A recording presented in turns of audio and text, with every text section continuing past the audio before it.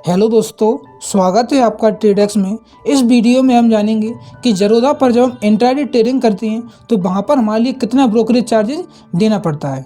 दोस्तों, जब भी हम ज़रोधा पर किसी भी स्टॉक्स को बाय करते हैं, जैसे हम यहाँ पर बाय पे क्लिक करेंगे तो यहाँ पर आपके सामने दो ऑप्शन दिखाई देते हैं, एक इंट्राडे MIS का और लॉन्ग टर्म CNC का। इंट्राडे MIS का मतलब होता है कि जब हम स्टॉक्स को इंट्राडे में बाय करेंगे, यानी सेम डे स्टॉक्स को हम बाय करेंगे और सेम डे स्टॉक्स को सेल करेंगे, उसको बोलते हैं हम इंट्राडे ट्रेडिंग। और CNC में स्टॉक्स को हम तब बाय करते हैं जब किसी स्टॉक्स को हमारे लिए लॉन्ग टर्म के लिए उसको होल्डिंग में रखना होता है। यानी कि दोस्तों, अगर हम किसी स्टॉक्स को लॉन्ग टर्म के लिए बाय कर रहे हैं तो हम लॉन्ग टर्म CNC पे क्लिक करेंगे। जैसे हम लॉन्ग टर्म CNC पे क्लिक करेंगे तो आप यहाँ पर देखोगे जो इसकी करंट प्राइस चल रही है, इसकी HDFC की वो चल रही है 1351 रुपये।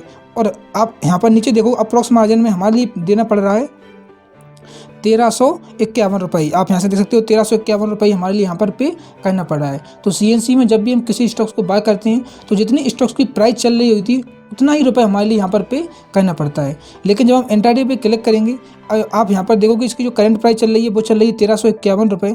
और मैं इसको रिफ्रेश करूँ और जो हमारे लिए मार्जिन देना पड़ रहा है वो आप यहाँ पर हमारे लिए देना पड़ रहा है 270 रुपये। और आप यहाँ से देख सकते हो 5x का हमारे लिए यहाँ पर मार्जिन मिलता है, यानी 5x का हमारे लिए इंट्राडे में मार्जिन मिलता है, जिसको हम लेवरेज भी बोलते हैं। तो जो हमारे लिए लेवरेज मिलता है उस पर हमारे लिए ब्रोकरेज चार्जेस देना पड़ता है। यानी इंट्राडे में जब हम ट्रेडिंग करेंगे तो वहाँ पर हमारे लिए ब्रोकरेज चार्ज देना पड़ेगा।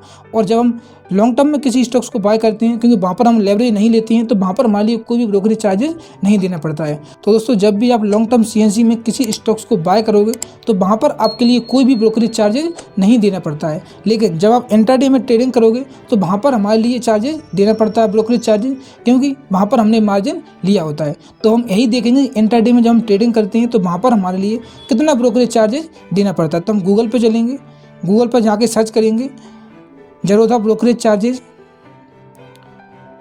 ज़रोधा ब्रोकरेज चार्जेस, और जो फर्स्ट लिंक आएगी हम इस पर क्लिक करेंगे, list of fees charges all taxes trading and investing. अब आप यहाँ पर देखोगे चार्जेज हैं फ्री इक्विटी डिलीवरी। वही मैंने आपके लिए बताया था कि CNC में जब हम किसी स्टॉक्स को बाय करते हैं तो वहाँ पर हमारे लिए कोई भी चार्जेज नहीं देने पड़ते हैं। अब हम नीचे आएंगे, 20 रुपये intraday and future and option, हम और नीचे आते हैं तो अब आप यहाँ पर देख सकते हो कि ब्रोकरेज आपको यहाँ पर दिखेगा ब्रोकरेज, और यहाँ पर है इक्विटी डिलीवरी। यानी CNC में जब हम स्टॉक्स को बाय करते हैं उसको बोलते हैं इक्विटी डिलीवरी, और इक्विटी इंट्राडे, यानी जब हम इंट्राडे में किसी स्टॉक्स को बाय करते हैं तो उसको बोलते हैं हम इक्विटी इंट्राडे।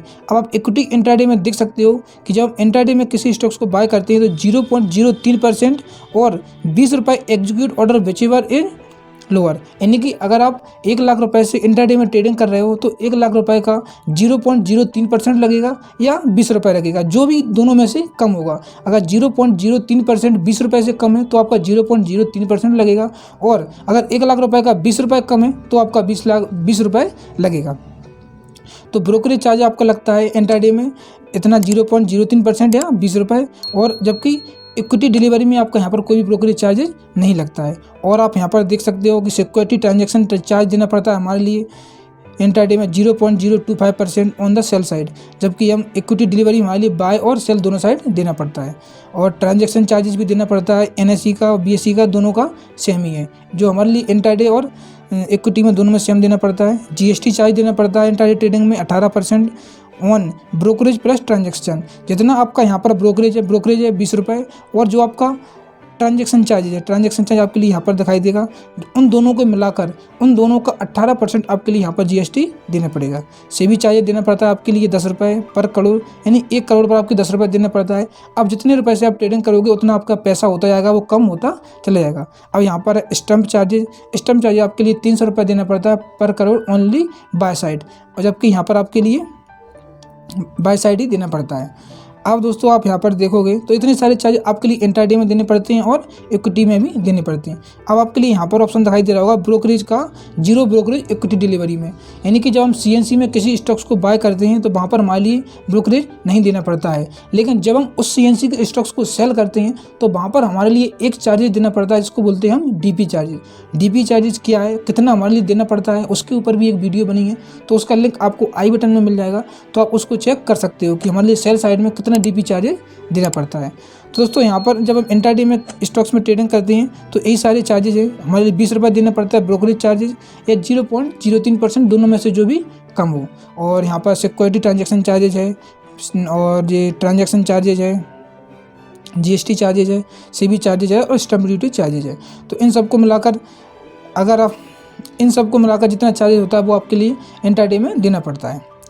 दोस्तों उम्मीद है आप लोगों को समझ में आया होगा कि जब हम ज़ेरोधा पर इंट्राडे ट्रेडिंग करते हैं तो हमारे लिए कितना ब्रोकरेज चार्जेज और सारे चार्जेज देने पड़ते हैं। आप यहाँ से ये भी चेक कर सकते हो कि इक्विटी डिलीवरी में भी हमारे लिए कितने चार्जेस देने पड़ते हैं। यहाँ पर हमने दोनों को समझ लिया कि यहाँ पर ब्रोकरेज चार्ज 0 लगता है, जबकि सेल साइड में हमारे लिए डीपी चार्जेज देना पड़ता है।